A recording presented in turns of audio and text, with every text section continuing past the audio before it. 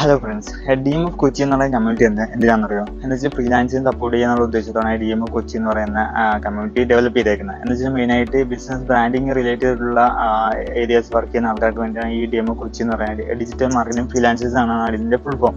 Okay, ഞാൻ ഇതിലൂടെ ഇന്ന് പറയാൻ വേണ്ടി ഉദ്ദേശിക്കുന്ന ഒരു മെയിൻ ആയിട്ടുള്ള പോയിന്റ് എന്താണെന്ന് വെച്ചാൽ, വുമൻസ് ഓരോ കമ്പനീസിലും വർക്ക് ചെയ്യുന്നുണ്ട്, ഓരോ സെക്ടറിലായിട്ട്. പക്ഷേ അവരുടെ പ്രശ്നം എന്ന് വെച്ചാൽ, ഈ മാരേജ് കഴിഞ്ഞു കഴിഞ്ഞാൽ അവർ പ്രഗ്നൻസിയും കാര്യങ്ങളൊക്കെ ആയിട്ട് അവർ വീട്ടിലായിരിക്കും. അവർക്ക് വരാൻ പറ്റാത്ത ബുദ്ധിമുട്ടും കാര്യങ്ങളൊക്കെ ഉണ്ടാവും.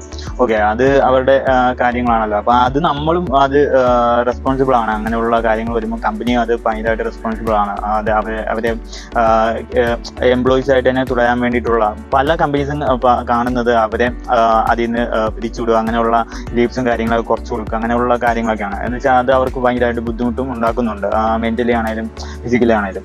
അപ്പം ഇങ്ങനെയുള്ള ആക്ടിവിറ്റീസ് ചെയ്യുന്നത് ശരിയാണോ? നിങ്ങൾക്കറിയാവുന്ന ഏതെങ്കിലും സ്ഥാപനത്തിൽ ഇങ്ങനെയുള്ള ആക്ടിവിറ്റീസ് ചെയ്യാറുണ്ടോ? അത് ജസ്റ്റ് ഒന്ന് കമന്റ് ചെയ്യാം, മറ്റുള്ളവർ അറിയട്ടെ ഇങ്ങനെയുള്ള ആക്ടിവിറ്റി. എന്ന് വെച്ചാൽ അവരെ സപ്പോർട്ട് ചെയ്യേണ്ട നമ്മളാണ്. അപ്പം നമുക്ക് ഇങ്ങനെയുള്ള ബുദ്ധിമുട്ട് ഇല്ലാത്തതുകൊണ്ടാണ് നമ്മൾ ഈ സസ്റ്റെയിൻ ചെയ്ത് പോകുന്നത്. ഓക്കെ, അപ്പൊ നമ്മളാണ് ഇത് സപ്പോർട്ട് ചെയ്യേണ്ടത്. ഓക്കെ, എന്തായാലും ഇതുപോലുള്ള സെൻസിറ്റീവ് ആയിട്ടുള്ള കണ്ടന്റ്സ് കാര്യങ്ങളൊക്കെയാണ് ഇതിൽ പറയുന്നത്. മെയിനായിട്ട് ഈ ഫ്രീലാൻസേഴ്സ് ആയിട്ടുള്ള ആൾക്കാരുടെ റിലേറ്റഡ് ആയിട്ടുള്ള കണ്ടന്റ്സ് കാര്യങ്ങളൊക്കെ ഇത് ഇടുന്നുണ്ട്, എംപ്ലോയീസിന്റെ ഇടുന്നുണ്ട്. ഓക്കെ, എന്തായാലും നെക്സ്റ്റ് വീഡിയോ കാണാം. Thank you.